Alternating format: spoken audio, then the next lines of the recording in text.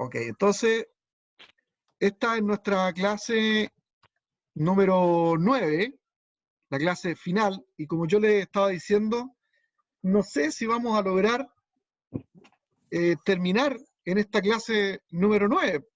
Son poquitos los temas que quedan y no son tan complicados cuando uno ya tiene los antecedentes, o sea, uno ya no se va a enredar tanto con el 666, con los 144.000, con el tema del arrebatamiento. Si uno ya tiene todos los elementos que hemos conversado, que yo he tratado con ustedes durante las 8 clases anteriores, no debería representar mayor problema el darle la interpretación que tiene alguien que tiene una postura más historicista o que valora más la historia a la hora de interpretar el Apocalipsis. No debería ser tan complicado. Aún así, da harto espacio para la discusión, para agregar elementos. Entonces, yo no sé si voy a lograr terminar la clase hoy día, que es el ideal, porque además de estos elementos, quiero terminar el curso como empecé, leyendo una parte de mi texto, y ahora quiero terminar este curso leyendo otra parte, que son como unas 3 hojas, que no es nada, de este libro, para colocar el sello final del curso. No sé si lo voy a lograr durante esta clase, a ver si me perdonan los hermanos que oran conmigo y les robo unos minutitos de la oración y finalmente podemos hacerlo. Vamos a intentar, ¿ya? Pero como les digo, estoy entusiasmado o me quedé muy entusiasmado con el ánimo que ustedes tuvieron para estudiar esta asignatura. Imagino que también la de profetas. Ya se supone que la próxima clase, si es que logramos terminar aquí, los que terminan este curso aquí, espero volver a verlo alguna vez en otro curso en la vida.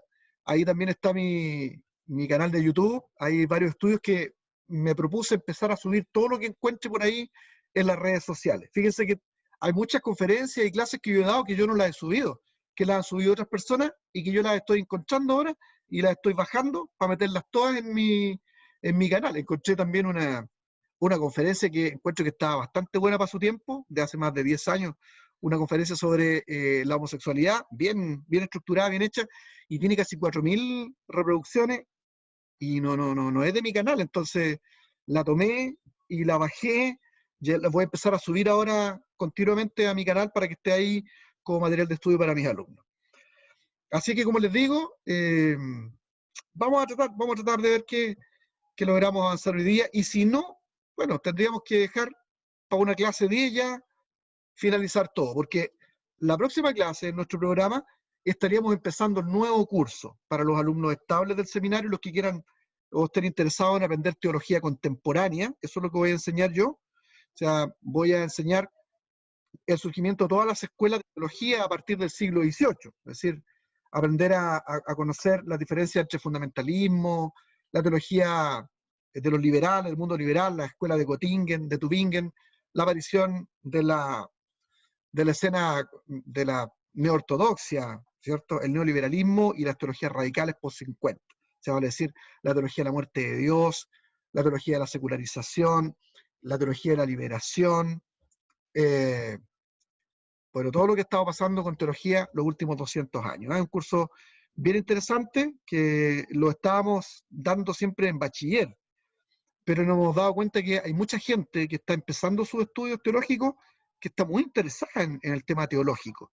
Entonces, conversando con el pastor Luis Reyes, decidimos dictar un curso de teología contemporánea, porque también hay otros pastores que quieren aprender teología contemporánea por todo lo que está pasando igual. Así que si logro terminar hoy día aquí con este curso, en la próxima debería ya partir con teología contemporánea, y creo que el pastor Luis parte con cartas pastorales. Bueno, él me lo va a confirmar. Pero vamos a tratar, vamos a ver cómo andamos el día de hoy, ¿ya? Ok, bienvenidos a todos entonces. La semana pasada, ¿estamos grabando? Sí. La semana pasada, lo que hicimos fue mirar los siguientes contenidos. Si ustedes están viendo que yo estoy compartiendo bien la pantalla, me dicen, como en la iglesia, amén, ¿o no? ¿La ven? Amén. Amén.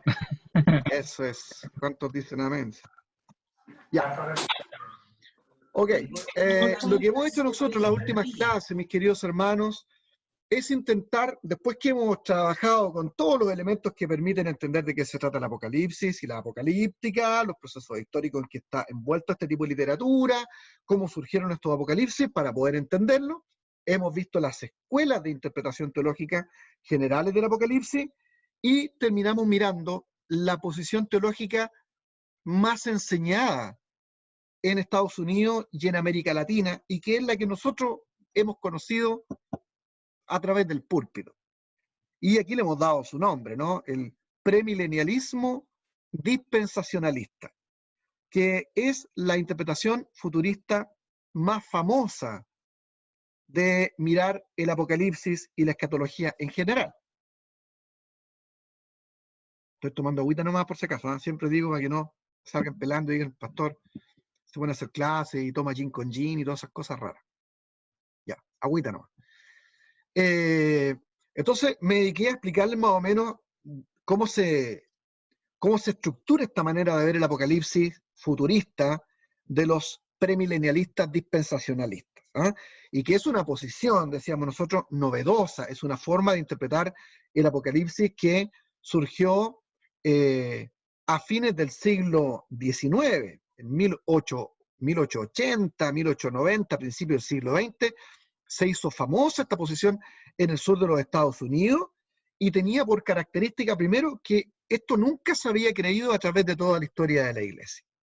No, esto no lo creyeron ni los apóstoles, ni los padres de la iglesia, los apologistas, los reformadores, no. Esta es una posición nueva, eso es lo que hay que decir.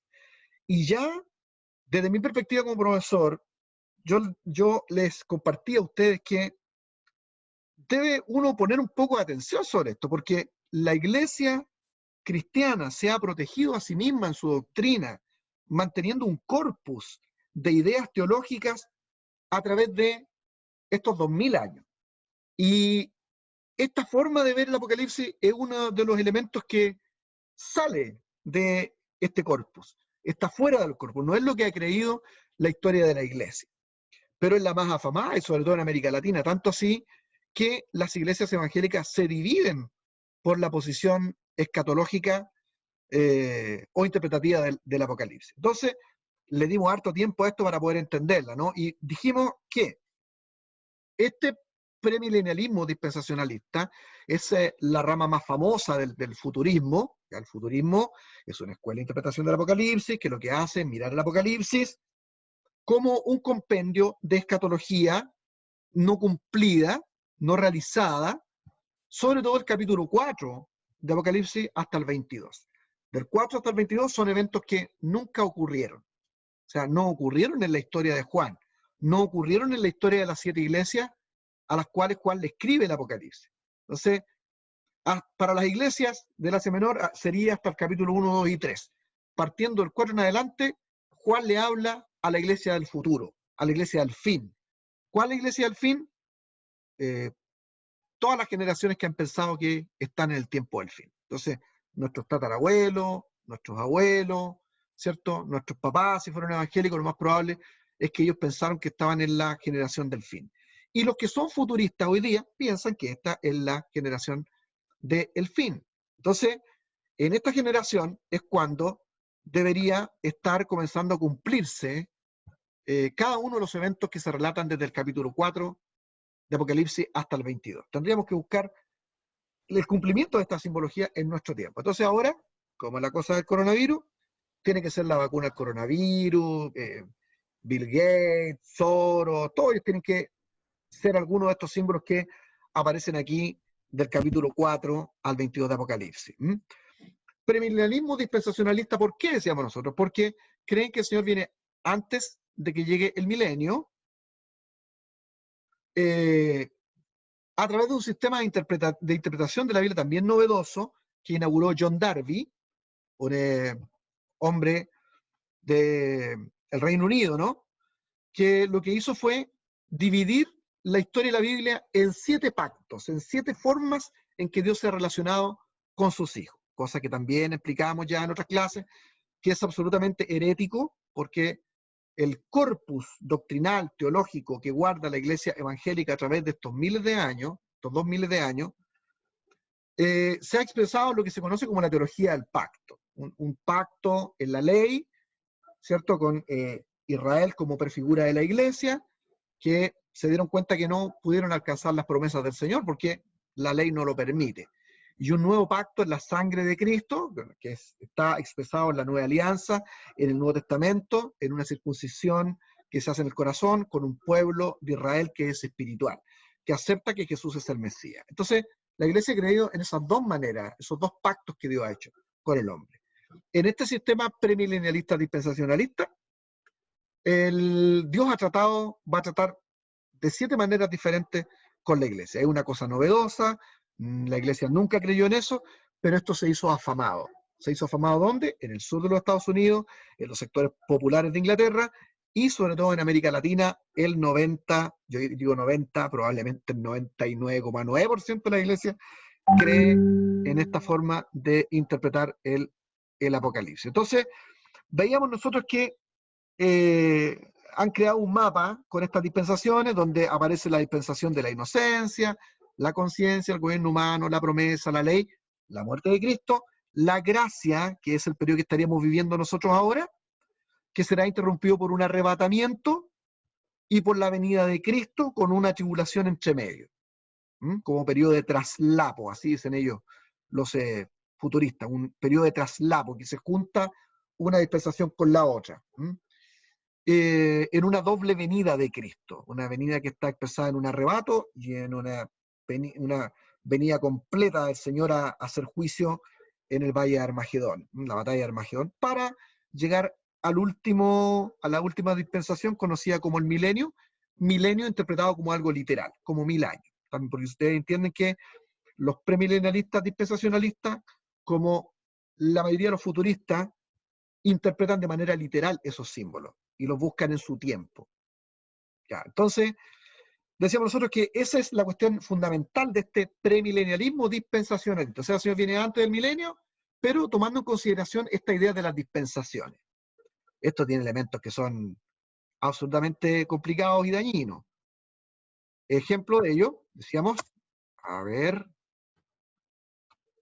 ahí está, que el problema más grave que tiene este sistema de interpretación, decíamos nosotros, es que coloca a la Iglesia en la situación de ser simplemente un paréntesis en la historia de Israel. Estoy haciendo un repaso de la que se pasaba.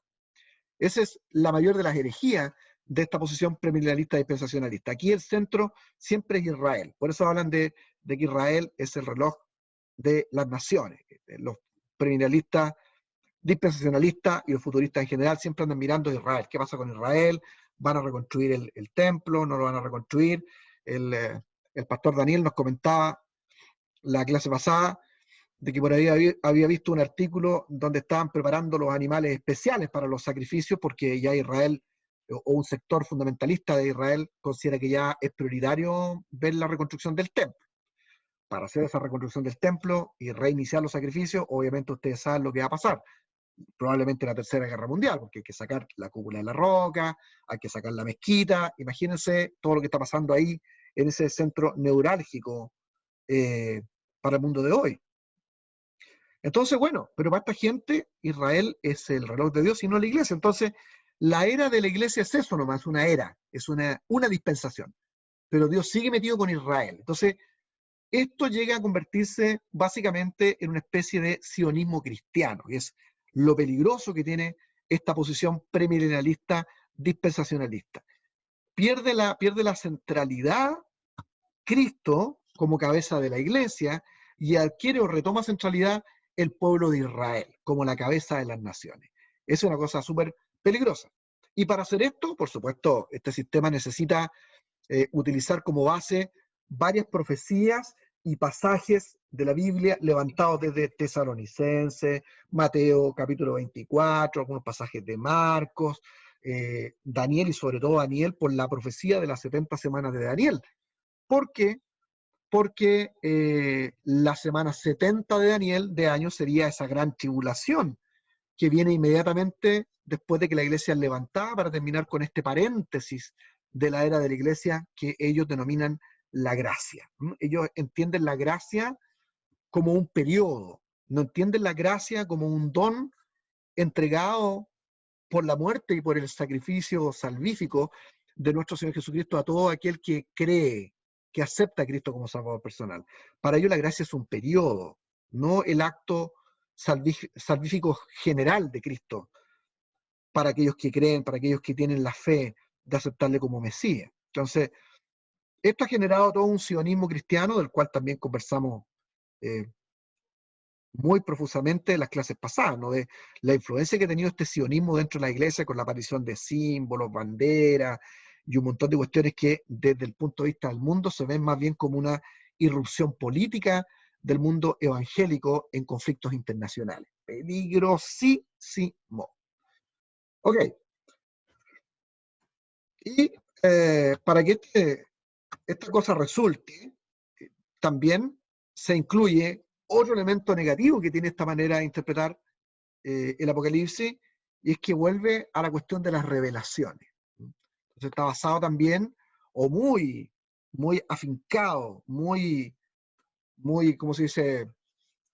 Muy sostenido por el sueño de una señorita llamada Margarita MacDonald, que tuvo, dice ella, una revelación, un sueño, donde vio que la iglesia era levantada y desaparecía en los aires. Luego, la interpretación de un pasaje de Tesalonicense, sacado de contexto, originó una doctrina llamada el arrebato de la iglesia, de la cual vamos a hablar hoy día. Y básicamente sus elementos generan esta, este, esta estructura escatológica armada con pasajes de la Biblia de diferentes lados, con un concepto de profecía muy raro, no bíblico, no del corpus doctrinal de la iglesia evangélica cristiana a través de la historia de la iglesia, y con el sistema de las dispensaciones y mirando a Israel como la cabeza de las naciones y no a la iglesia. Entonces, ahí se forma como el cuadro para entender lo que es este apocalipsis futurista, que tiene aproximadamente 140 años de existencia, esta forma de ver el apocalipsis y el tiempo del fin.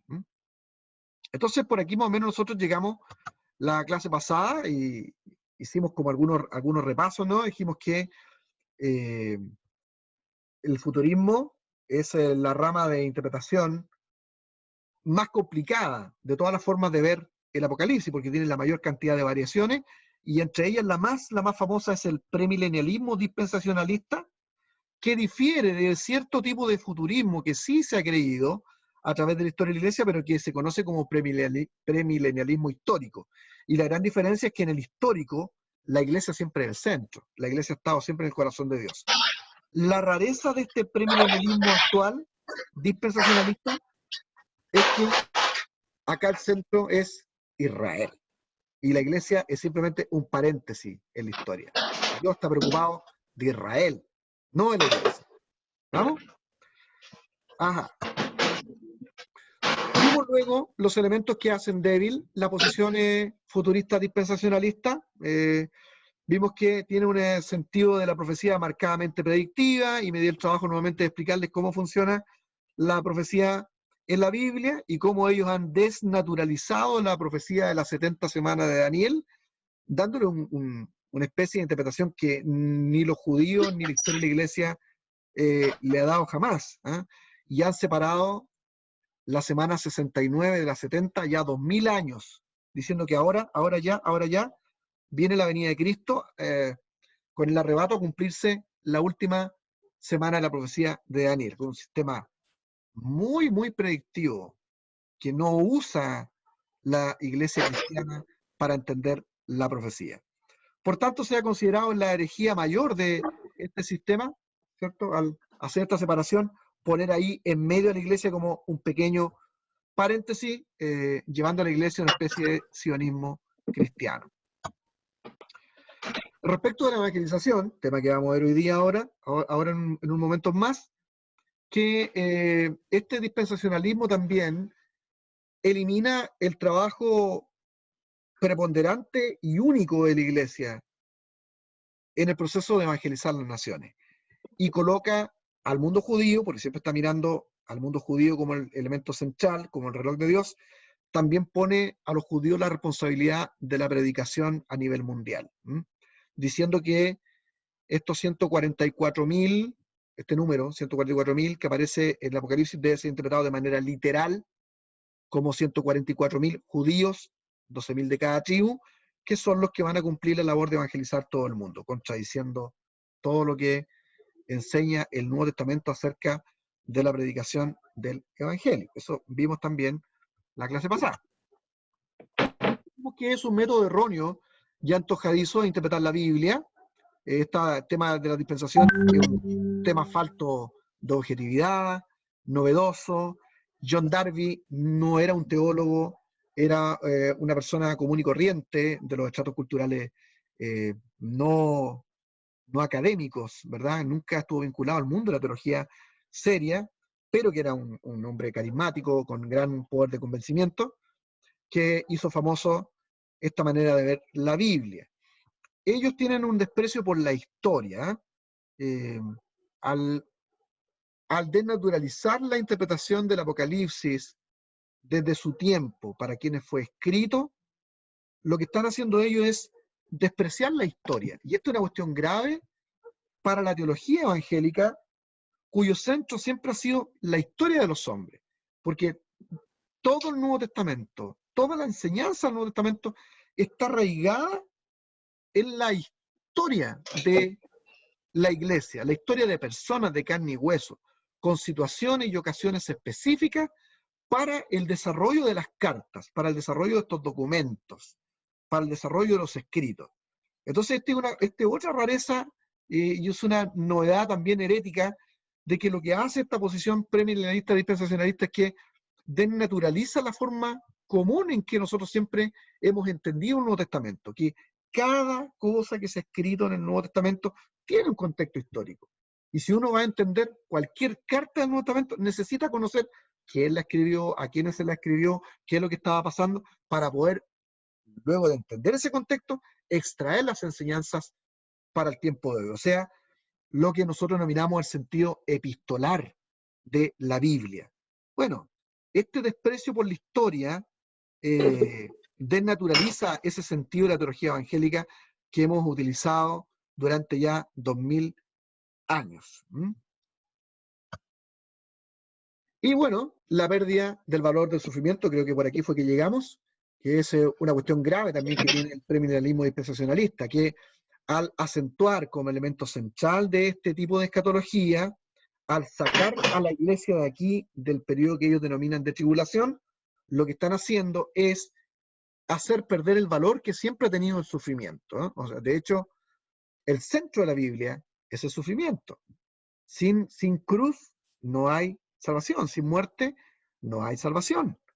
Y el elemento central de la predicación del maestro no fue que nosotros íbamos a recibir puras bendiciones, que íbamos a recibir pura prosperidad, sino que por el contrario, íbamos a recibir división en la familia, desprecio de la gente, y muchos por su nombre iban a ser perseguidos. Entonces, el elemento central del Nuevo Testamento y del Evangelio es el valor que tiene el sufrimiento y el dolor.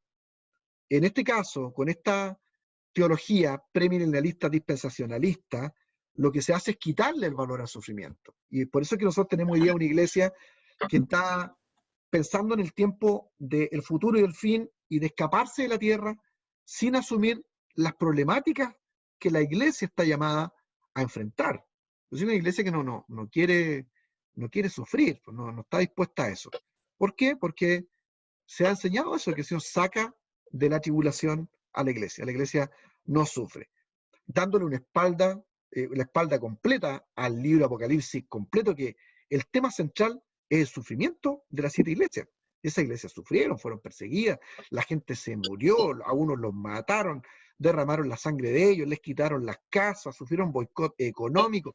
El tema central del Apocalipsis es el sufrimiento. Pero curiosamente en esta interpretación de ese mismo libro, la iglesia no sufre, sino que es arrebatada para ir a una fiesta que llaman ellos la boda del Cordero, ¿ah? Ok. Eh, sí, faltaba un elemento más. Vimos también que tiene una similitud muy grande con los métodos de interpretación de la secta. O sea, este tema de colocar elementos novedosos que la historia de la Iglesia nunca ha creído, creer en los sueños, en las nuevas revelaciones, eso pertenece siempre a los grupos más sectarios y al pentecostalismo de primera generación. Este tema de las revelaciones, ¿no? Que uno va a una iglesia y los hermanos siempre andan hablando de revelaciones. O sea, ustedes saben ya, como estudiantes de la Biblia, que no existen más revelaciones, ya no hay más revelación. La revelación se acabó cuando se cerró el canon de la Biblia. La gente ya no tiene más revelaciones. No existen revelaciones de sueños, no existen cosas que el Señor le revela a los hermanos. No, eso no es revelación. Eso es un proceso de iluminación. El Señor le habla a las personas, sí. Yo se los digo al tiro. No vayan a pensar otra vez que yo soy un pastor que no tiene fe. No, no, no, no. Yo creo que el Señor le habla a las personas, se lo digo al tiro, sí. Si una persona me dice a mí, pastor, ¿usted cree que el Señor me puede hablar? Yo le voy a decir, sí, hermano, el Señor le puede hablar. Pero si usted me dice que le habla todos los días, yo lo voy a mandar al psiquiatra. ¿Ah? Porque son cosas diferentes. Si una persona le anda hablando al Señor todos los días, hay que ir al psiquiatra porque ustedes, y no estoy bromeando, ustedes van al psiquiatra y el 90% de las personas que están ahí han tenido experiencias religiosas. Este no es el lugar, ni el momento, ni tengo el tiempo para hacerlo, pero en mi vida pastoral, a mí me ha tocado atender muchas personas que aparentemente dentro de la iglesia eran vistos como gente espiritual, que tenía revelaciones y que finalmente han tenido que atenderse con el psiquiatra, que tienen que sobrevivir con pastillas. Y que muchos hermanos y pastores incluso pensaban que la solución era sacarles el demonio y orar por ellos, y lo que necesitaban estos hermanos era la atención médica. Entonces, no digo todos. Entonces, ojo, el Señor le habla a usted, le puede hablar a través de un sueño. Sí, yo tengo origen pentecostal y generalmente cuando ando mal, y el Señor parece que ya me conoce, como soy pete y ando mal y estoy en un tiempo difícil de mi vida, pero no es siempre. Sueño algo. Y ese sueño tiene tanto sentido para mí, me tranquilizo y el Señor me habló. Pero eso me pasa cada 4, 5, 6 años, me pasa más o menos a mí. Y sé que a los hermanos les pasa, pero si uno anda viviendo de puros sueños, de puras revelaciones, no hay más revelación. Yo no discuto con los hermanos de la iglesia para no dañarles la fe, pero revelación no hay más. Cuando se cerró el canon de la Sagrada Escritura, se acabaron las revelaciones. Revelación significa descorrer el velo. Y esta es una palabra relacionada a la escritura de la Biblia. A eso se usa esa palabra, revelación. La revelación tiene que ver con el proceso de inspiración, para escribir la Biblia. O sea, el que está inspirado es el agiógrafo, para escribir el autógrafo, el agiógrafo y el autógrafo. O sea, el agiógrafo es el primero que escribe, ¿cierto? Y el autógrafo, que es el primer texto que se escribe. Eso está inspirado en un proceso de revelación divina. Eso significa revelación. Ahora, entender la Biblia espiritualmente recibe el nombre de iluminación. Uno está iluminado, ¿cierto? Y ahora, ¿Dios le habla a uno? Sí, le habla a uno. Todos los días, si es a través de su palabra, sí. ¿Por sueños todos los días? ¿Por voz audible todos los días? No. No enseña eso la Biblia. La Biblia nos habla, sí, todos los días. Y hay que saber interpretarla bien la palabra del Señor.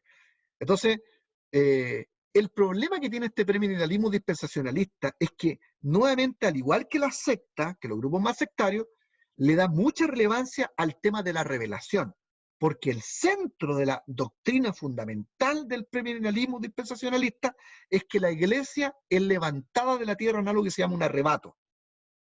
Y ese elemento central está basado en una revelación de un sueño.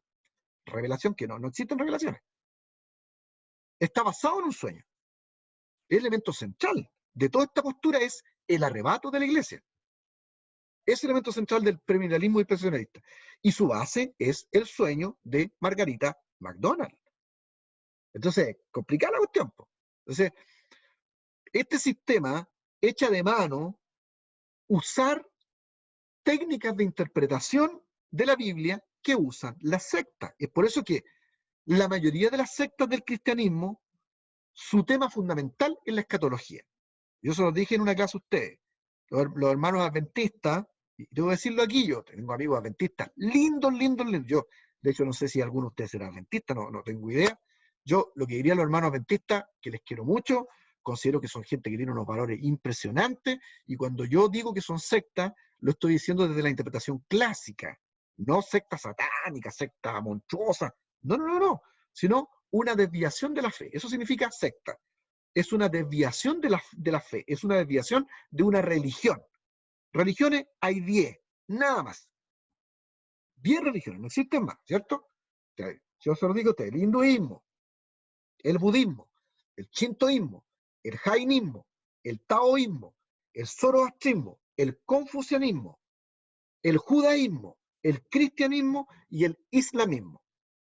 Y más o menos el 1400, 1600 se inventó una religión nueva que le llaman sikhismo, que yo creo que no es religión porque es una mezcla de dos religiones en el fondo. Pero esas son religiones. Tienen un libro de texto sagrado y tienen un fundador propio. Las sectas no tienen libro de texto. Las sectas tienen personas que hacen una reinterpretación del texto sagrado a su manera y elaboran nuevos escritos. Ese es el sentido clásico de la interpretación de una secta. Entonces, todas las sectas del cristianismo, esto es lo que le estoy diciendo, todas las sectas del cristianismo, testigos de Jehová, adventistas del séptimo día, solo Jesús o Juan Chepe, seguidores de la secta de Juan Chepe, con su variante del movimiento de William Marion Branham en Chile. Todos, el centro de la escatología. Y su forma de análisis del Apocalipsis es esta que tiene el premilenialismo dispensacionalista. Levantar pasajes, pum, fuera de su contexto, obviando el elemento histórico. Por eso que le hemos dado tanta fuerza a nosotros a la cuestión histórica en este curso. Obviar la historia, sacar los pasajes de ahí, interpretarlos de manera aislada. Crear mapas de interpretación, usar las revelaciones como elemento de validación de la doctrina. Peligroso. Y colocar a Israel en el centro como más importante que la iglesia. Tremendamente herético, hermano, hermana. Es peligrosamente herético. Ahora, usted me dice, bueno, parece que esa cuestión herética está en el 90% de la iglesia evangélica. Así es. Y yo digo, gracias al Señor que hoy día los pastores están más abiertos a estudiar esto. Porque cuando yo hice mi libro, los pastores me odiaban. Leyeron mi libro y me odiaban. Y hoy día me invitan a sus congregaciones y a los concilios pastorales a hablarles sobre Apocalipsis, y yo les cuento todo esto y por lo menos no me exorcizan. Sino que me dicen, podría ser pastor, o sea, están un poco más tolerantes ahora. Pero yo creo que una de las cuestiones que va a pasar justamente en la historia de la Iglesia de América Latina en los 20 años que vienen es que cae. El premilenialismo dispensacionalista desaparece dentro de 20 o 25 años por esta generación nueva que viene. Y volvemos nosotros a la interpretación que le ha dado el corpus doctrinal a través de estos 2000 años, que es creer que el Señor viene en cualquier momento a la tierra y el momento, el día y la hora no lo sabe nadie. La Iglesia simplemente se prepara y la mejor manera de prepararse es estar trabajando por la evangelización. Ese es el trabajo de la Iglesia. La santificación, la oración, la vida de pureza, el pietismo, si usted quiere, todo eso. Pero esta interpretación que es novedosa, es herética. Ya estoy en la última clase, entonces debo decir que es completamente herética. Y el que uno tenga una herejía en la iglesia no quiere decir que uno sea hereje, sino que hay una herejía, que hay que sacarla. Hay que sacarla. Yo soy de la iglesia, yo vengo de la iglesia metodista pentecostal, imagínense. ¿Hay algún metodista pentecostal aquí? Pues esos son unos santos de Dios, ¿no? Porque yo vengo de ahí, metodistas pentecostales. Y estos santos de Dios tienen una herejía muy parecida a los testigos de Jehová. Mi obispo Javier Vázquez, yo me tomaba la cabeza cuando era estudiante, cuando escuchaba las predicaciones del obispo, y él decía que Jesús era menor que el Padre, porque el papá es más grande que el hijo, decían en sus predicaciones sencillas, en el púlpito en la JH. Y nosotros los estudiantes de teología nos tomamos la cabeza, porque decíamos, esta cuestión es puro arrianismo, es arrianismo completo. Y él, sí, pues, y él era arriano.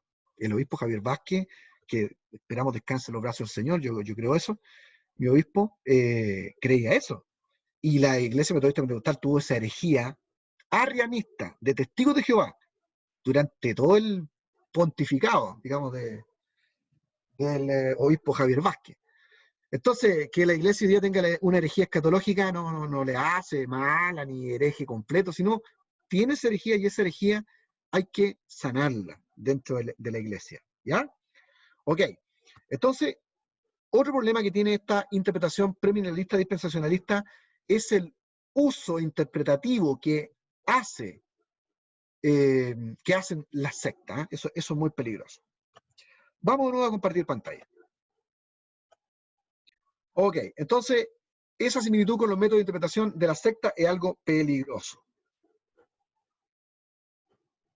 Ok, y terminamos diciendo, bueno, ¿qué se ha creído a través de la historia? Y otra vez le volví a recordar a ustedes que esta idea premilenialista dispensacionalista es del siglo XIX, ¿no? O sea, apareció hace poquito, a fines del siglo XIX. Entonces, la pregunta que uno tiene que hacerse, ¿estoy obligado a creer esta posición? No, pues. Si a través de toda la historia de la Iglesia nadie creyó esto. A menos que uno diga, que lo que pasa es que el hermano John Darby en Inglaterra y los hermanos del sur de los Estados Unidos tuvieron una revelación distinta. Ajá, no hay más revelación. Tuvieron una luz distinta a toda la historia de la Iglesia. Pues yo no creo en esas cosas. Yo no creo en esas cosas. Yo pienso que se equivocaron. Ok, vamos a los elementos específicos del libro. ¿Qué les parece? La marca de la bestia, el 666. Las figuras que aparecen en el Apocalipsis tienen un arraigo en la literatura del Antiguo Testamento, sobre todo los libros que poseen características históricas similares de opresión. Eso podría parecer que me contradice un poco a elementos que yo les he dicho en otras clases a ustedes. Yo les dije, hermanos, cuidado, que este tipo de interpretaciones futuristas lo que hace es ocupar la simbología y la simbología del Apocalipsis con la simbología del Antiguo Testamento e interpretarla igual. Eso no puede ser, les dije a ustedes. Porque cada símbolo tiene una interpretación en su tiempo, a pesar de que el símbolo sea el mismo, sea la figura sea la misma. Yo le dije a usted, un león no es lo mismo en un pasaje que en otro, hay que ver el contexto. Pero aquí yo estoy diciendo que las figuras que aparecen en el Apocalipsis tienen un arraigo en la literatura del Antiguo Testamento. ¿Me estoy contradiciendo? No. Lo que estoy diciendo es que tienen un arraigo en términos generales. Si, por ejemplo, se utiliza, creo que no lo anoté aquí. Bueno, cuando se utiliza, por ejemplo, en el Apocalipsis, el tema de este personaje siniestro, Gog, de Magog, del que habla el libro de Daniel, y se utiliza en el Apocalipsis, hay un arraigo para dar a entender una cuestión general, pero no debe ser interpretado de la misma manera. El Gog de Magog del libro de Daniel es un asunto específico que tiene interpretación histórica en su tiempo, pero que tiene un reflejo para el que lo utiliza en el Apocalipsis del Nuevo Testamento. Juan está viendo una similitud entre este personaje siniestro del libro de Daniel con este otro personaje que muestra acá en el libro del Apocalipsis. Esa es una similitud, es un arraigo, pero no es una interpretación igual. Entonces, para el premilenialista dispensacionalista, dicen, bueno, este tema de Gog y Magog no se ha cumplido en el libro de Daniel. Ese mismo ser siniestro es este que aparece acá, es el mismo. Ese sería un error. Pastor Luciano. ¿Sí? Sí, lo que pasa es que cuando uno habla de God y Magog, uno ha escuchado distintos predicadores, gente que habla que lo asocian hoy día, que es el gran, a ver, que Gog o Magog, si no me equivoco, es China o Irán y Rusia que se preparan para atacar a Israel, que es lo que uno siempre ha ido escuchando. Lo asocian por los temas de los orígenes, de los pueblos, y le dan una justificación histórica, ya, y quizás también étnica, para poder justificar sus teorías. Y es interesante ese tema porque dicen, Irán ahora está preparando, no sé, con un arma nuclear para destruir Israel. Entonces, cuando uno lo escucha y sin el conocimiento previo de lo que Buena. usted nos da, igual es muy convincente, dada Excelente la tu, situación que uno ve de allá. excelente tu comentario, porque el asunto es que Gog, de la tierra de Magog, ¿cierto? Justamente alude a eso. Son luchas entre naciones que afectaron a Israel y que lo afectaron sobremanera. Pero esas son situaciones que tienen un contexto y que ocurrieron en el mundo real. ¿Fueron profecías en su tiempo? Sí, pero se cumplieron en su tiempo, como yo dije. La Mm, profecía tiene un contexto contemporáneo. Se cumplen en su tiempo. Ahora bien, hay situaciones parecidas que vuelven ocurriendo. Pero lo que dicen los futuristas es algo muy distinto. Dicen, bueno, ese hombre de Gog y Magog es una profecía que no se cumplió allá, sino que se cumple acá, ahora. Y va a ser Rusia, o va a ser Irán, va a ser... Y ese es el problema. Es el desarraigo histórico. Entonces, evidentemente, el que escribe el Apocalipsis, Juan, arraiga sus símbolos en el Antiguo Testamento. ¿Por qué? Porque está utilizando figuras que sus lectores van a entender, pero son mm, arraigos, son muestras ejemplificadoras. No es la idea de que yo busco ese elemento para que se venga a cumplir ahora, porque esos tuvieron su cumplimiento en el pasado. Yo cuando yo hago tienen arraigo, estoy diciendo eso y no debe ser confundido. No digo que son el mismo evento, que es el problema que tiene este método de interpretación, que lo que hace es desarraigar los símbolos de su tiempo y los tira siempre todos para el fin. ¿Por qué?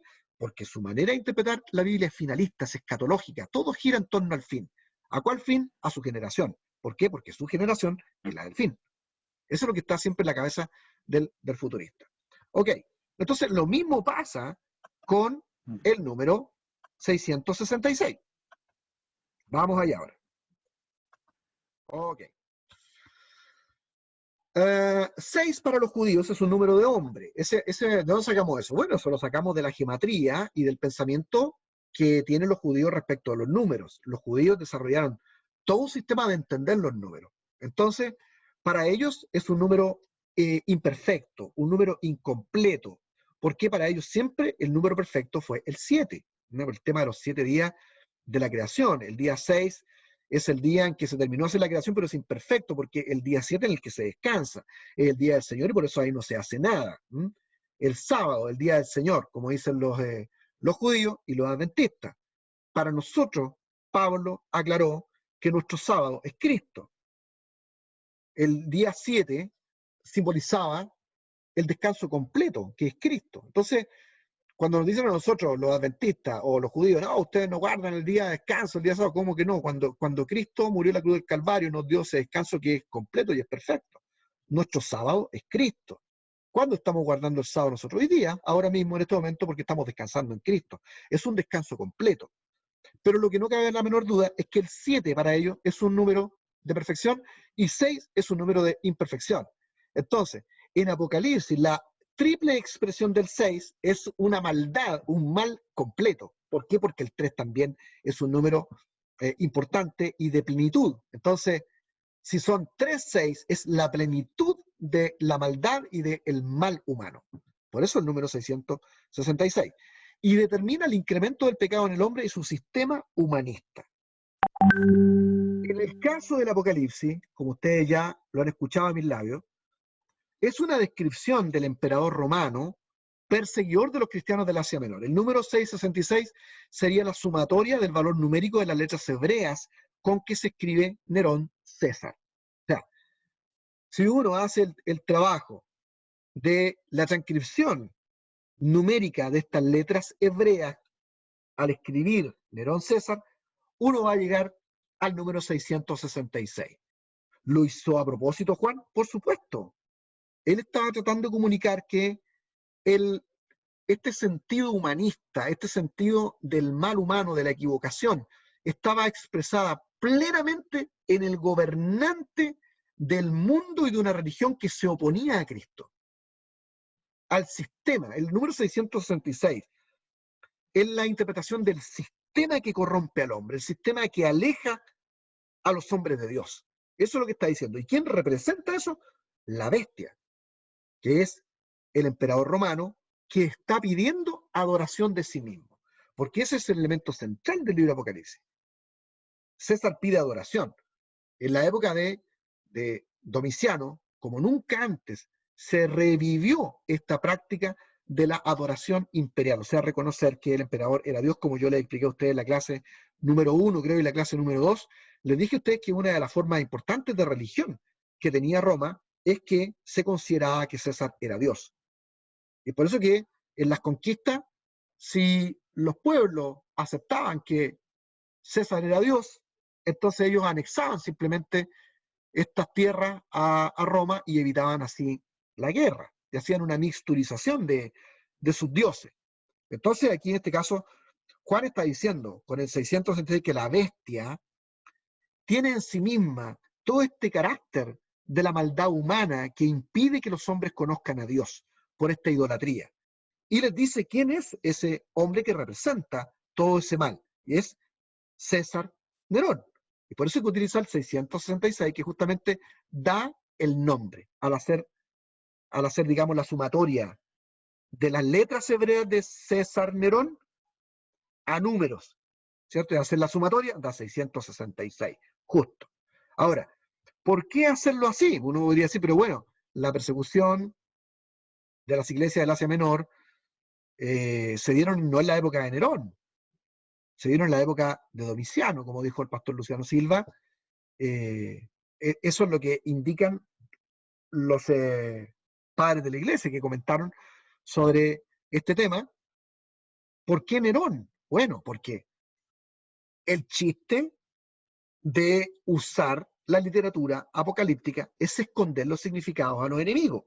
Y en este caso, si la carta iba a circular por todo el Asia Menor en un tiempo en que la iglesia era perseguida y se prohibía la religión cristiana o la religión monoteísta, porque también fueron perseguidos los judíos, entonces la idea era que si caía esto en manos de algún romano y el romano pudiera, incluso si sabes que estos judíos son repillos y tienen un sistema en que ellos eh, utilizan los números, la geometría, para enviar mensajes.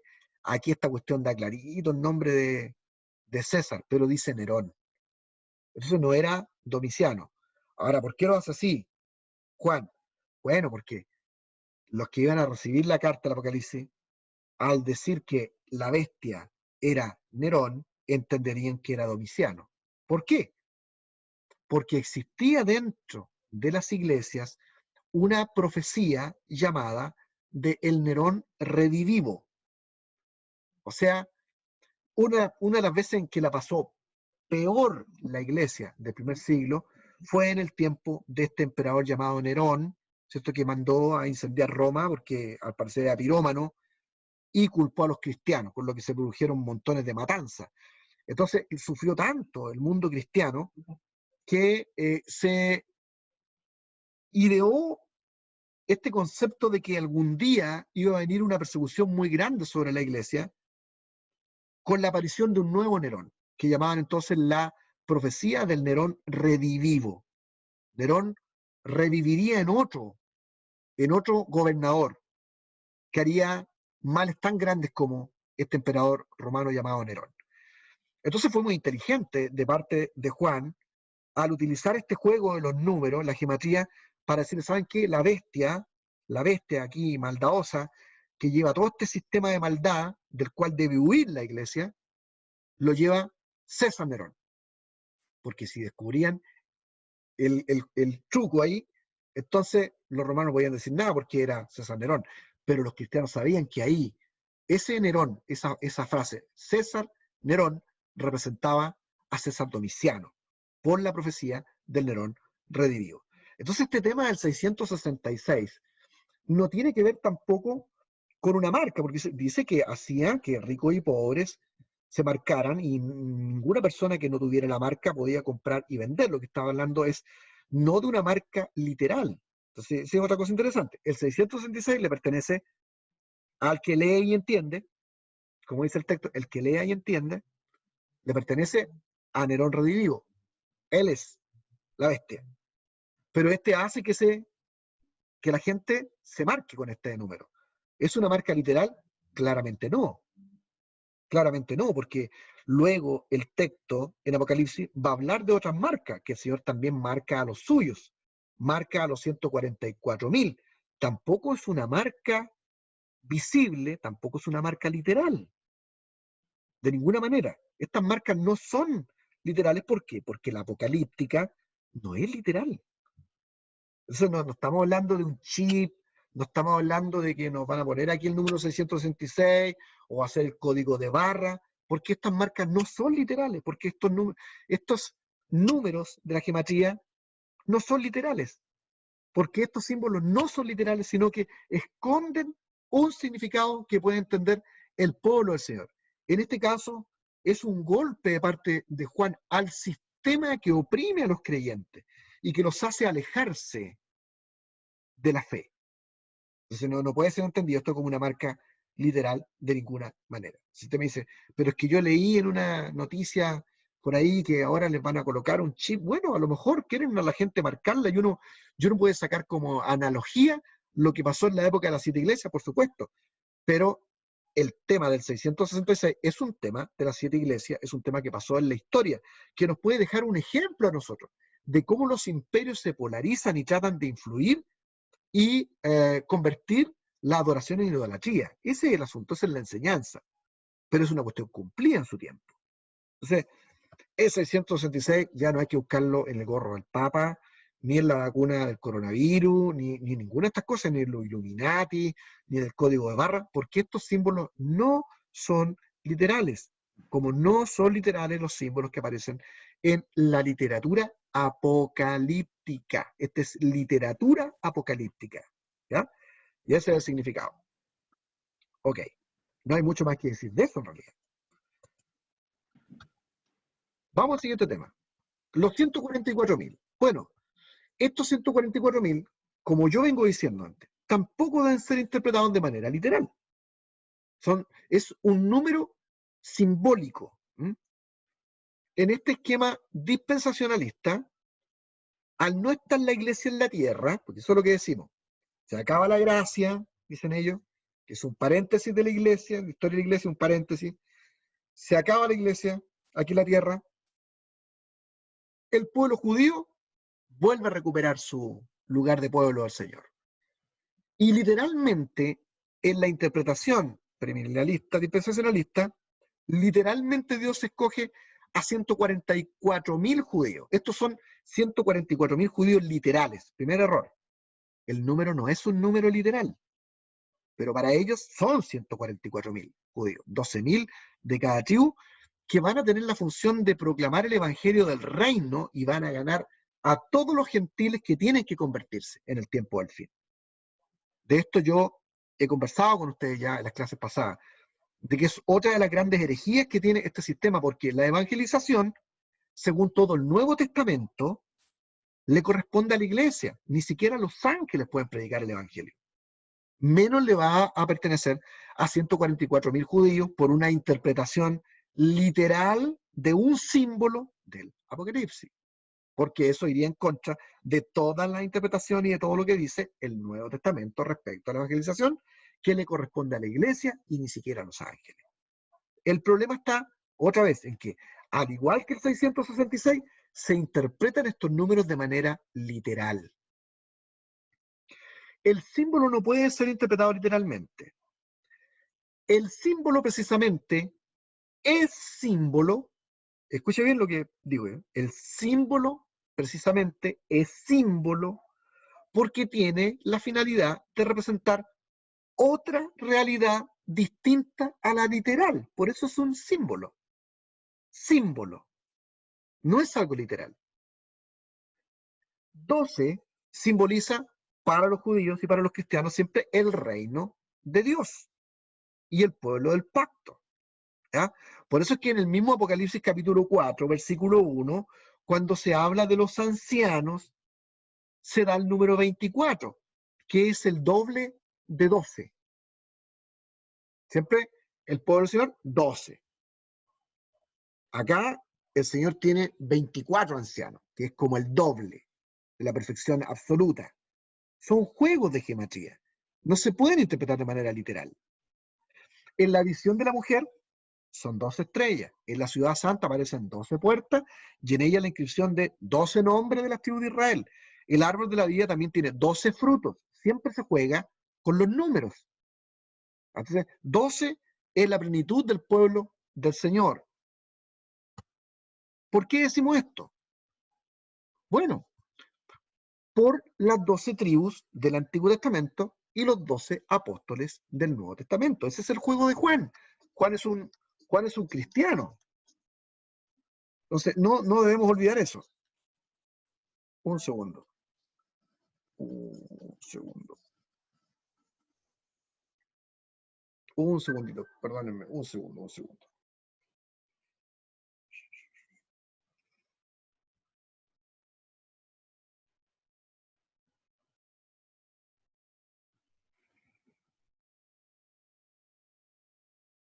Ya.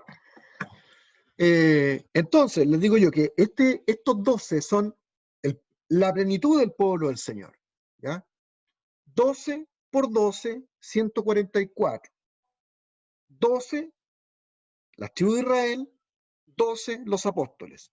12 por 12, 144.000. Es un símbolo de la plenitud del pueblo del Señor que será guardado. Pero en el caso de los premilenialistas dispensacionalistas, igual que las sectas, para ellos el número debe ser interpretado literalmente. Bueno, en el caso de los premilenialistas dispensacionalistas, estos son 144.000 judíos que van a predicar por todo el mundo cumpliendo la labor de la iglesia. En el caso de la secta, se ha tratado de la cantidad de gente especial que el Señor se reserva para ser los que van a reinar con el Señor. Hay una secta, ¿cuál es? A ver, ustedes me dicen, que en un comienzo consideró que ellos iban a llegar al número de 144.000 y por eso se esforzaban de predicar de puerta en puerta. Testigo de Jehová. Ajá. Y es una de las razones que tenían, de las motivaciones que tenían para predicar y salir de dos en dos, porque había que llegar a los 144.000.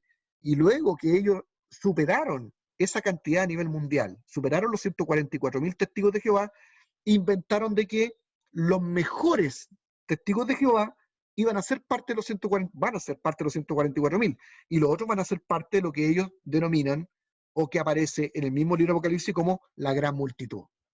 Porque las sectas van cambiando sus doctrinas de tiempo en tiempo. Pero la problemática está ahí ¿dónde? En interpretar el número de manera natural. El 12 y 12 son 12 tribus de Israel y 12 apóstoles, lo que indica la totalidad del pueblo del Señor. Ese es el símbolo que hay ahí. Eso significa los 144.000. Abarca simbólicamente toda la revelación bíblica, las 12 tribus del Antiguo Testamento y los 12 apóstoles del Nuevo Testamento. Estas 12 tribus no pueden ser el Israel literal. O sea, bueno, el premilenialista, dispensacionalista nos va a preguntar, ¿pero por qué? ¿Por qué no? ¿Por qué no puede ser? Ah, bueno, porque Juan es muy inteligente cuando él menciona las 12 tribus, 12.000 de cada tribu. Y él menciona, y cuando comienza a hacer la mención de las tribus, coloca de manera desordenada las tribus a como siempre se ha hecho el nombramiento en el Antiguo Testamento, colocando primero la tribu de Judá, que es una cuestión que no aceptaría ningún judío. Y elimina la tribu de Dan.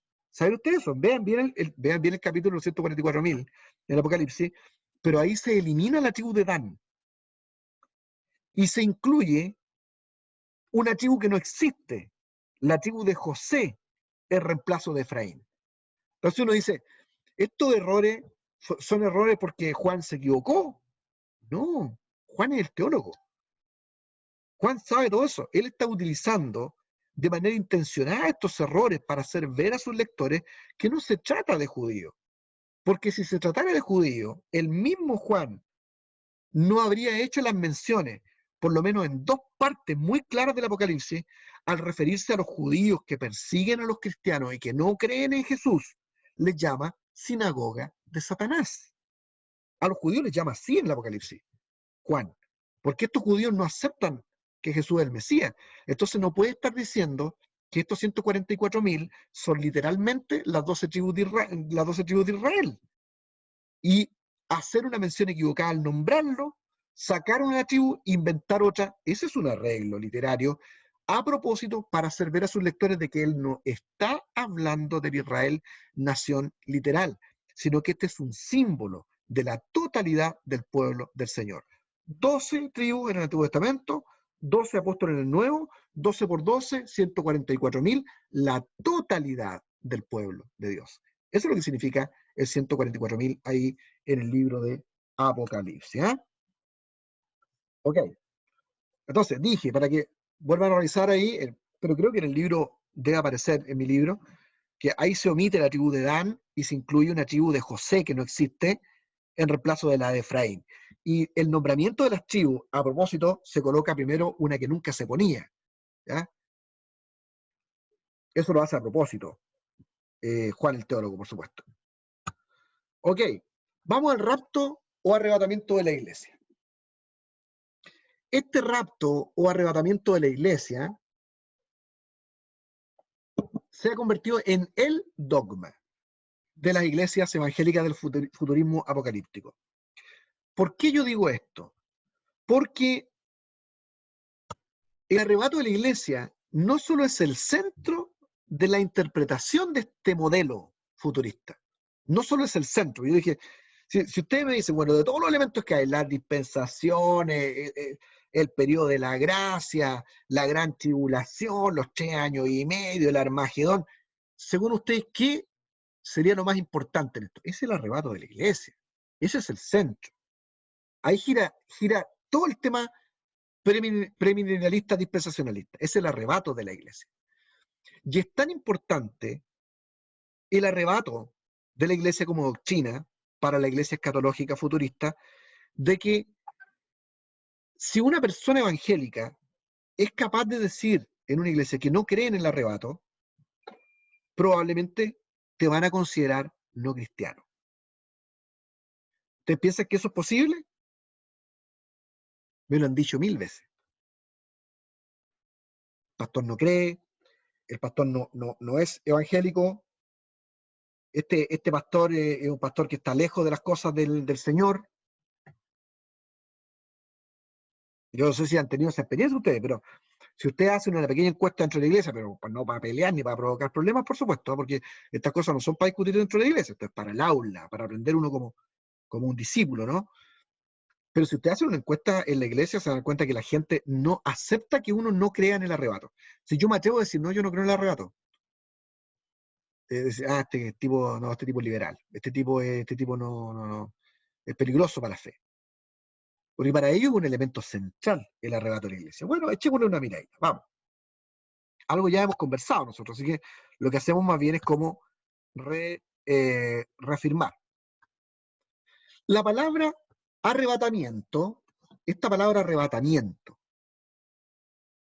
es una palabra, una en todo este sistema, una, levantada. Por eso que yo hice hincapié en mi curso de decir que el sistema premilenialista dispensacionalista funciona en su sistema hermenéutico como funciona en la secta. ¿Cuál es el sistema fundamental? Levantar los pasajes de su contexto, sacarlos de su historia base, para ponerlos en otro mapa, darle una interpretación nueva. Esa es la forma más básica de interpretar de la secta. ¿Ya? Entonces ellos, la palabra arrebatamiento, la levantan, ¿cierto? Y le dan un carácter de doctrina. ¿Cómo aparece? Bueno, luego los que estemos vivos, los que hayamos quedado, seremos arrebatados junto con ellos en las nubes, para encontrarnos con el Señor en el aire. Y así estaremos con el Señor para siempre. Repito de nuevo. Luego, el luego, ¿qué le indica a usted? ¿Qué le indica a usted el luego? Luego. Indica que algo está pasando antes, ¿no? Entonces uno tiene que hacerse la pregunta, a ver, estos tipos levantaron este pasaje de aquí para hablar del arrebatamiento. Luego los que estemos vivos, los que hayamos quedado, seremos arrebatados. Ahí está la palabra, arrebatados, que es una vez. ¿Luego de qué? Bueno, si usted mira este pasaje, se da cuenta que este pasaje no tiene por elemento central hablar de la venida del Señor. El centro de este pasaje es una discusión en torno a la resurrección. Porque habían unas personas que andaban hablando en contra de la resurrección. Y Pablo le escribe para decir, oye, ustedes no son como aquellos que no tienen esperanza. Porque si Cristo resucitó, ustedes también van a resucitar.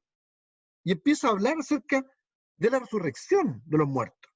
Y al hablar de la resurrección dice, y luego de que resuciten los muertos, los que estemos vivos, en la época de la resurrección, en la venida del Señor, los que hayamos quedado seremos arrebatados, junto con ellos. ¿Con quién? Con los que resucitan, en las nubes, para encontrarnos con el Señor en el aire, y así estaremos con el Señor para siempre.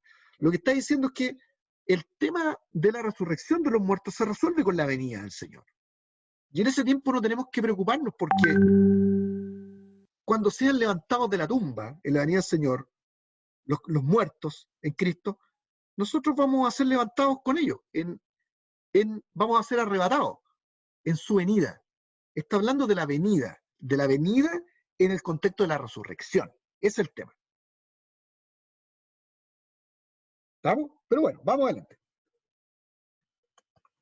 En este pasaje, la palabra griega usada para la frase seremos arrebatados, esa es la palabra griega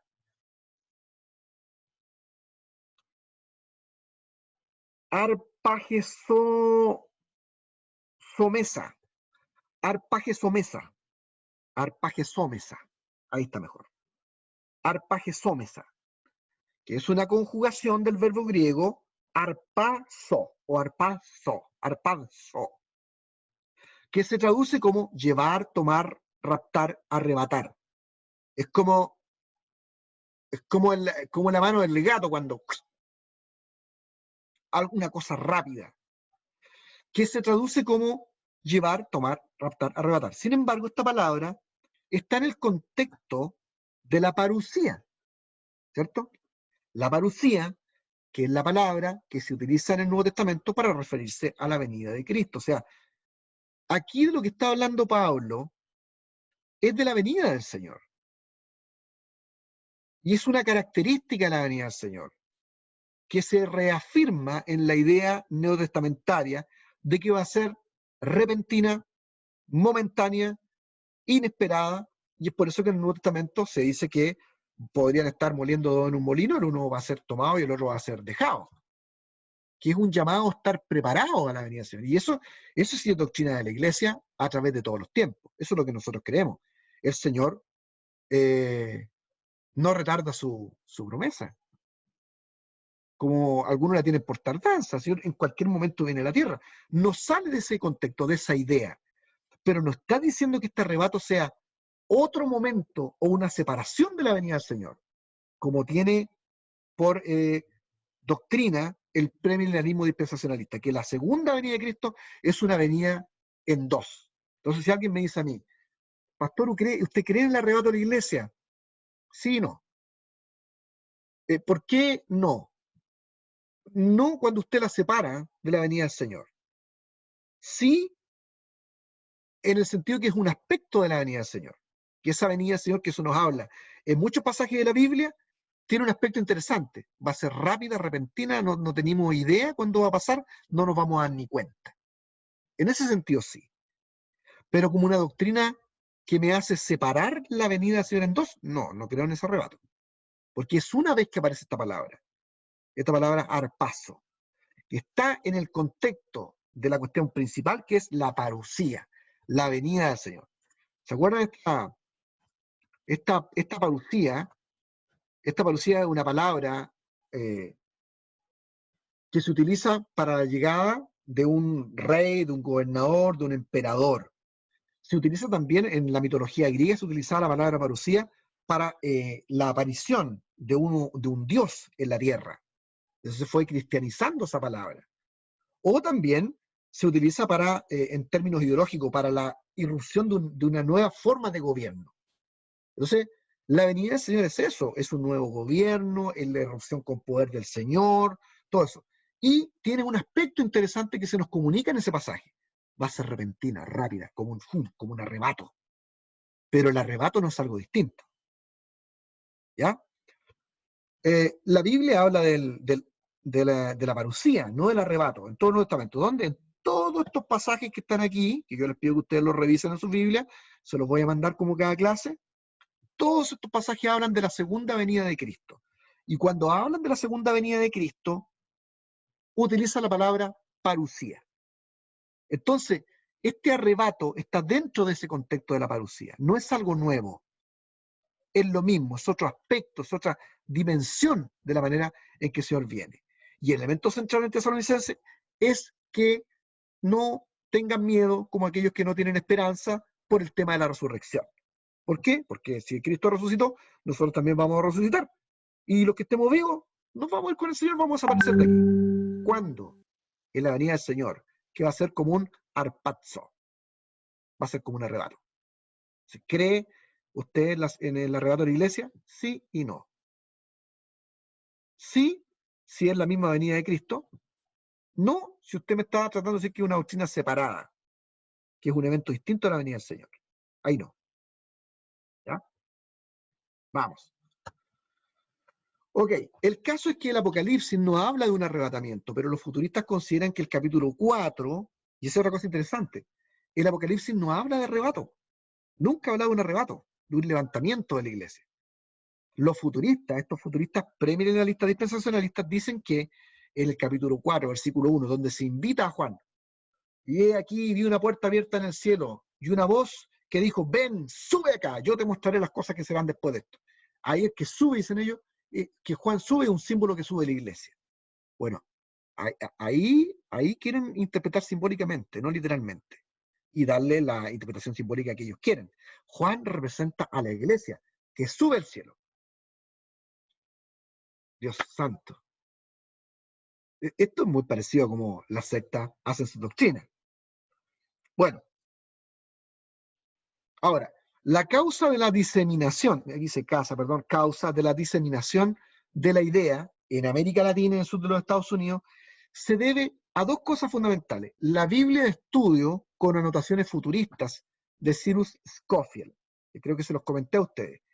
Aquí se hizo famosa esta posición premilenialista y dispensacionalista porque un hombre de las leyes, abogado o cercano a la abogacía, llamado Cyrus Scofield, alcohólico, se convierte al evangelio, se convierte en teólogo y adquiere este tipo de interpretación de la Biblia. Y hace una Biblia de estudio que se hace famosa en América Latina y en los sectores del sur de los Estados Unidos, donde él coloca sus comentarios premilenialistas dispensacionalistas al pie de la página de la Biblia. Nuestros abuelos estudiaron con esa Biblia, la famosa, única, 21 Biblia de estudio que teníamos nosotros aquí era la Biblia con anotaciones de Cyrus Scofield. Y por eso llegaron a pensar que esta era la interpretación real y única del Apocalipsis. Y segundo, la influencia que tuvieron los profesores evangelistas del seminario de Dallas. Porque yo les dije a ustedes que todo este tema de la interpretación premilenialista y dispensacionalista surge en las clases bajas. En las clases bajas. Pero cuando se hace famosa en el mundo de los evangelistas esta teoría nueva, van a haber evangelistas que adscriben a esto y que van a ganar muchos adeptos y se van a formar iglesias, sobre todo muchos de las asambleas de Dios. Entonces ahí surgen teólogos de esta tendencia que van a crear una escuela para la promoción de este tipo de escatología. ¿Dónde? En el seminario de Dallas.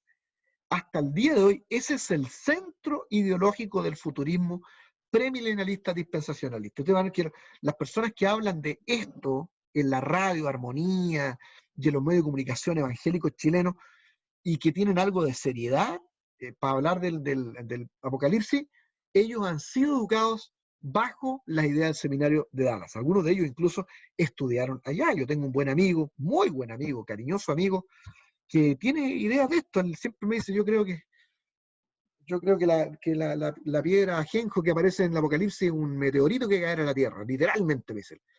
Amén, pues le digo yo. Tiene un gran amigo, tomamos café, nos queremos mucho. Y él estudió en Dallas, él es licenciado en teología del seminario de Dallas.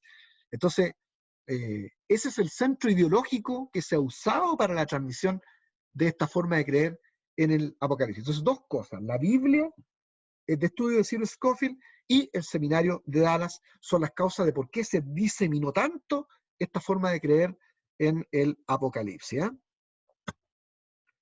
Fíjense, 1 Corintios capítulo 15, versículo 52 dice, en un instante, en un abrir y cerrar de ojos, al toque final de la trompeta, pues sonará la trompeta y los muertos resucitarán con cuerpo incorruptible y nosotros seremos transformados.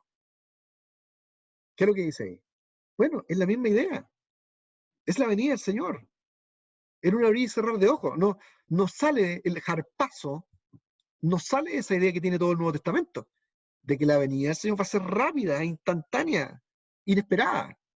El Evangelio de Mateo lo describe de la siguiente manera. Inmediatamente después de la tribulación de aquellos días, se oscurecerá el sol y no brillará más la luna, las estrellas caerán del cielo y los cuerpos celestes serán sacudidos. La señal del Hijo del Hombre aparecerá en el cielo y se angustiarán toda la raza de la tierra. Verán al Hijo del Hombre venir sobre las nubes del cielo con poder y gran gloria. Y al sonido de la gran trompeta mandará a sus ángeles y reunirá de los cuatro vientos a los elegidos de un extremo al otro, del otro al cielo. La venida del Señor va a ser así. Esta es una manera de escribir que va a ser repentina, no vamos a saber cuándo.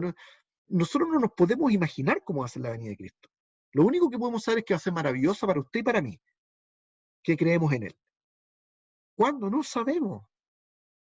En un abrir y cerrar de ojos. En los tiempos probablemente más difíciles de la historia de la humanidad, el Señor vendrá por los suyos. No sé, usted puede especular lo que quiera de cómo va a ser eso, pero no podemos saberlo. No podemos buscar eso en los símbolos del Apocalipsis. Lo que podemos hacer es hacer lo que ha hecho la Iglesia a través de toda su historia. Trabajar por el bien, trabajar por la gente, trabajar por Cristo y esperar con paciencia la venida del Señor. Entonces, la gran tribulación es una cuestión que queda dentro de todo el marco de la historia de la Iglesia. Y con eso terminamos hoy. La tribulación, si no existe este arrebato separado de la venida de Cristo, la tribulación es un proceso normal de la Iglesia. ¿De qué estoy diciendo con eso? Al caerse la doctrina del arrebatamiento como algo aparte de la venida de Cristo, se cae la idea de que la Iglesia no pasa la tribulación. ¿Y por qué? Porque desde el punto de vista de toda la Biblia, el sufrimiento es la clave del Nuevo Testamento. Es el tema que origina la misma carta. La carta nace por el sufrimiento de las 7 iglesias. Y la respuesta, Señor, no es voy a quitarle el sufrimiento, no voy a acompañarle a ustedes. Y voy a hacer juicio a las naciones por el sufrimiento de la iglesia, pero la iglesia sufre. ¿Por qué la iglesia hoy no iba a sufrir? Se cae el arrebatamiento y entonces se cae la idea de que nosotros vamos a un lugar donde no vamos a sufrir. No. Esta es como la mala noticia, ¿no? Dice, chuta, vamos a pasar la tribulación. Sí, pero usted no tenga temor de esto. No tenga temor, sino tenga esperanza. ¿Sabe por qué? Me encanta esto en mis predicaciones del Apocalipsis. Porque si nos toca vivir la tribulación, imagínese usted que nosotros somos la generación del fin y nos toca vivir la gran tribulación. Habremos llegado a la etapa más extraordinaria de la historia de la humanidad. Y yo la quiero vivir. Es que vamos a sufrir. Bueno, pero lo que ha prometido el Señor es estar con su pueblo. Estar con los suyos. En tiempos donde abunda la persecución a la iglesia, abunda la presencia del Espíritu Santo. Si ustedes quieren saber, la iglesia perseguida a través de todo el mundo, la iglesia misionera, es la que tiene mayor experiencia con el Espíritu Santo. La mayor cantidad de milagros, sanidades, resurrecciones, libramiento de las manos de los enemigos, cuestiones impresionantes que se están viviendo hoy día en el Asia, en la India, en el mundo musulmán, es donde el Señor está haciendo cosas más grandes, porque es donde abunda la persecución, abunda la gracia, la misericordia y el poder del Espíritu Santo. Eso es lo que enseña la Biblia. Si la iglesia pasa tribulación, el poder del Espíritu será mayor con nosotros. ¿Por qué habríamos de tener temor?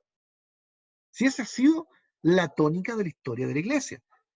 La cuestión más débil de este premilenialismo dispensacionalista, esta manera errónea de interpretar el Apocalipsis, es que elimina el elemento central del Nuevo Testamento, que es que en la sangre de los santos se hace la verdad de la fe, en la sangre de los mártires, en el sufrimiento de los santos. Es que está la redención, el cambio de las naciones. Entonces mi fe es que si nos toca vivir ese tiempo de tribulación, nos toca vivir a nosotros la generación del fin, el Espíritu Santo va a ser poderosamente derramado sobre la iglesia para hacer grandes prodigios. No alcanzamos a ver cada detalle del Apocalipsis, pero el pasaje de los dos testigos es impresionante en el Apocalipsis. Estos dos testigos que son símbolos de la iglesia, ya les adelanto, los dos testigos ahí son símbolos de la iglesia. Estos dos testigos testifican en la tierra, la bestia les teme, los matan, pero el poder del Espíritu Santo los revive. Es el anuncio de una etapa en que la iglesia va a ser tan asediada en el tiempo del fin, tan perseguida y tan acorralada que casi va a morir la iglesia. Eso dice el Apocalipsis. ¿Eso ocurrió en el tiempo de Juan? Ocurrió. Ocurrió. ¿Y sabe lo que ocurrió con esa iglesia que parece que desapareció en tiempos de Juan por la persecución? Se levantó, resucitó y se convirtió en el movimiento más poderoso que logró convertir a la mitad del mundo civilizado de aquel entonces. Para el edicto de tolerancia del 313 de Constantino, la mitad del Imperio Romano eran cristianos, hasta en la clase media alta habían cristianos. Y unos años más tarde, en el edicto de Tesalónica, se convierte en la iglesia oficial del mundo. ¿Sabe lo que enseña eso? Que en los tiempos finales, si va a haber una repetición de estos elementos en términos epistolares, la iglesia probablemente desaparezca por el asedio. Usted me dice, a lo mejor podría a mí haberme tocado el tiempo del fin, la ideología de género, el matrimonio homosexual, la ESI, nos están robando los niños, nos están quitando la patria potestad, están pasando todas estas cosas, quieren hacer desaparecer a los cristianos. Bien, es probable que los dos testigos vuelvan a morir, la iglesia. Pero ¿sabe lo que dice este texto? Lo que nos enseña, que la iglesia está destinada a resucitar y a ser más fuerte. Y se sorprenderá la bestia, que es el espíritu malo de las naciones, el espíritu anticristo de las naciones, que esté personificado por algún ser humano, la ONU, quien sea, no me interesa. Lo que yo sé es que la iglesia resucita, porque la iglesia está destinada a tener victoria entre las naciones. ¡Qué maravilloso! Así que ¿qué tiene a ver con esta historia de que vamos arrebatados para arriba a un asado arriba, lo que sea? No, yo quiero estar aquí. Yo quiero estar aquí. Amén.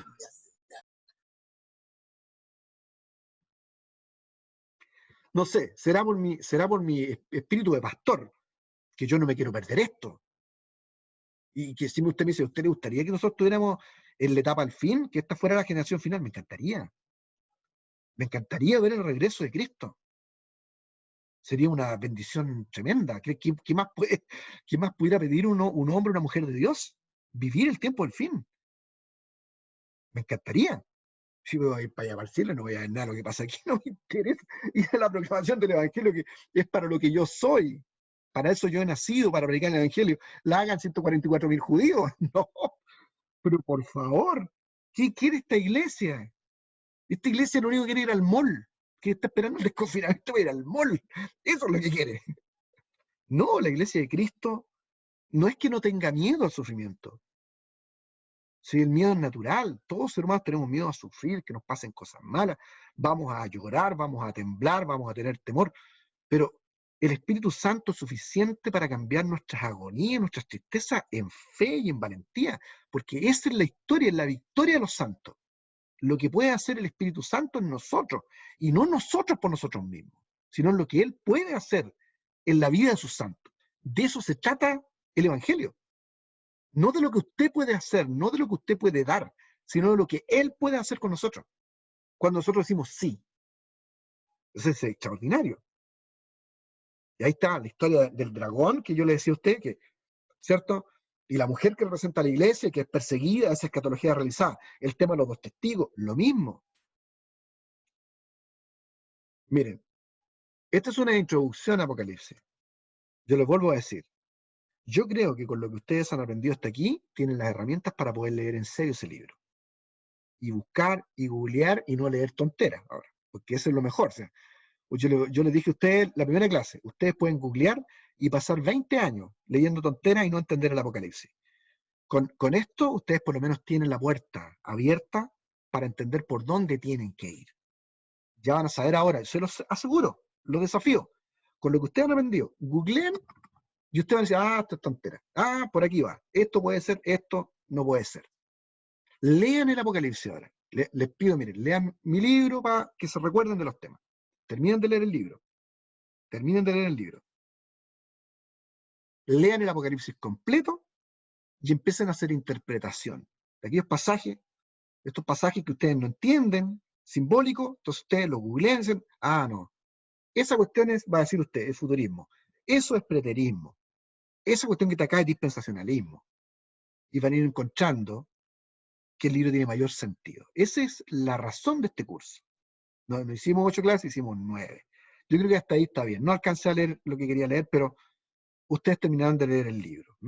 Así que les agradezco que hayan tenido este ánimo. Luego ustedes se comunican con el pastor Luis, porque los que han terminado 1 o 2 cursos con nosotros, los de los evangelios y se les da un certificado que ustedes participaron en el curso, ¿verdad? Que estuvieron en el seminario. Y si hay alguno de ustedes que está interesado, la próxima clase partimos con teología contemporánea. El pastor Luis creo que le queda una clase de profeta, entonces igual todos tienen que volver.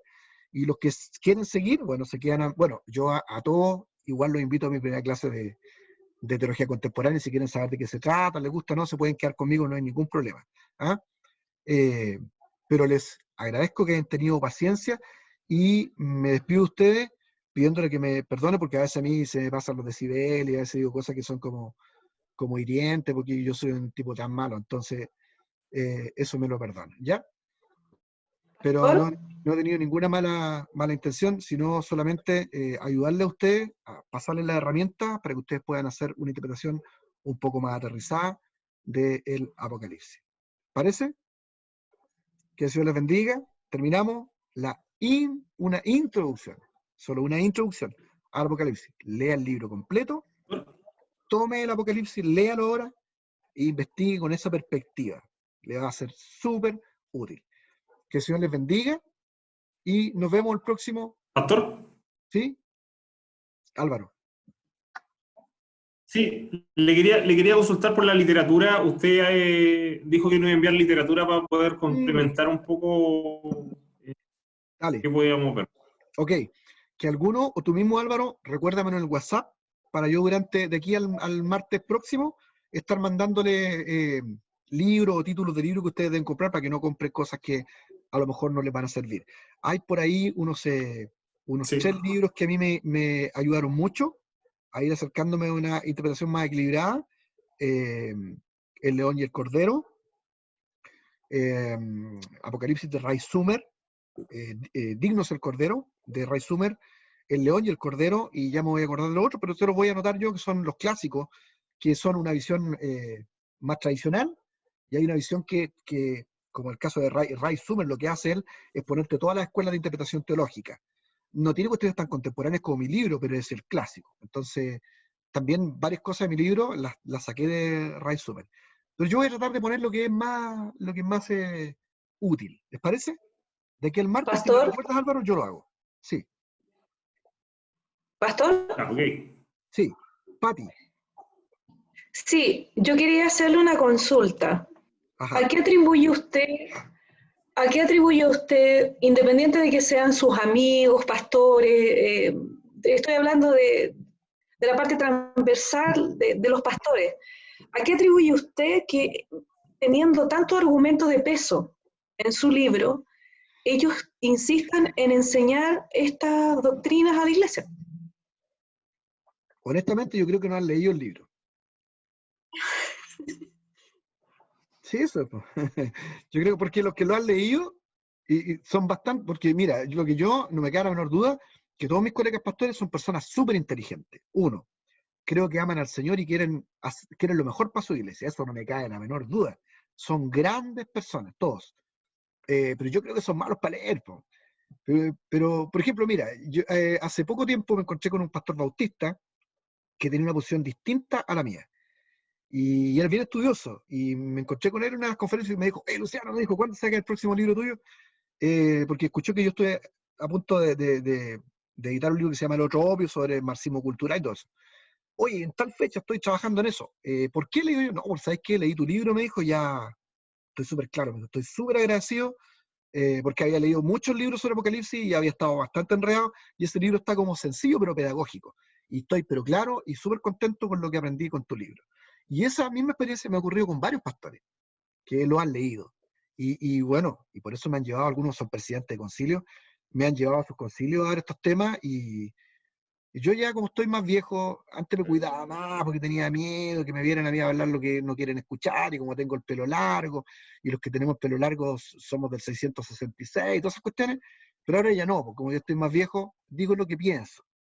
Entonces, ha ¿Y sido los que no bueno. tenemos pelo? Los que no tienen pelo tienen más espacio para la marca de la bestia.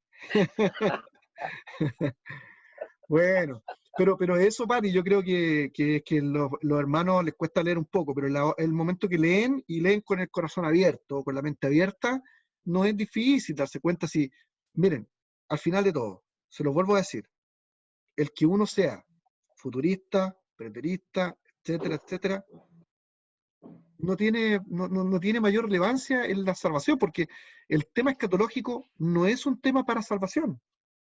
Uno puede creer en el arrebato o no, en la tribulación o no, si lo pasa o no lo pasa, pero eso no es problema para salvación.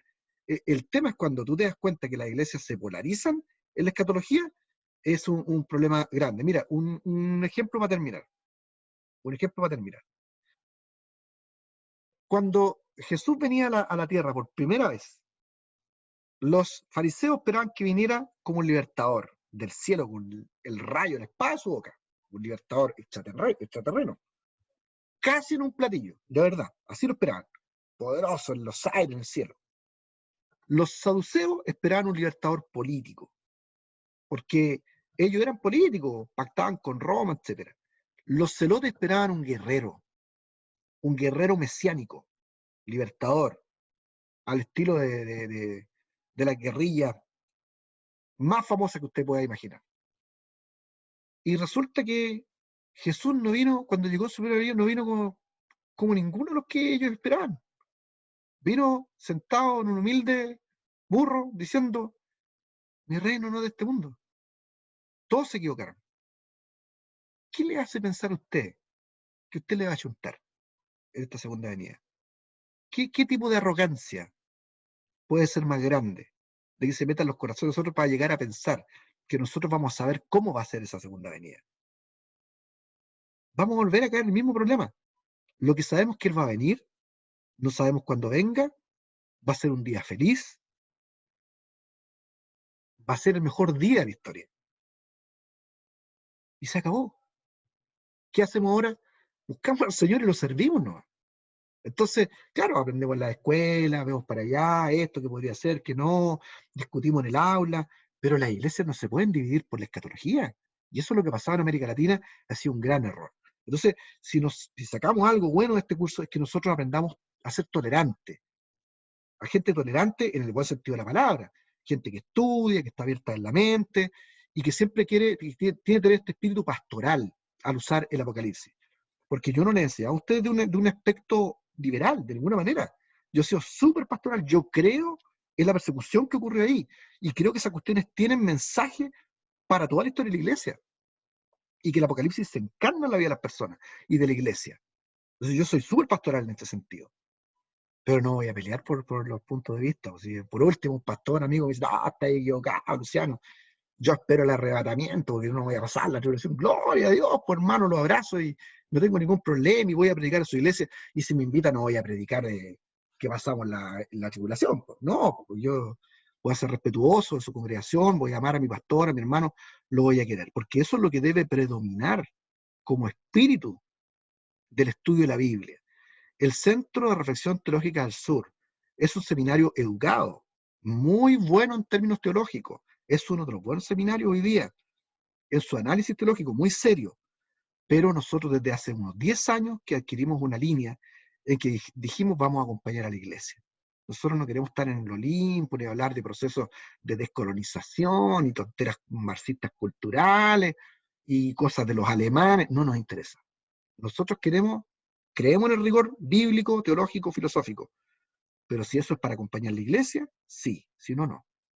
Si no, no. Yo no tengo tiempo para otra cosa.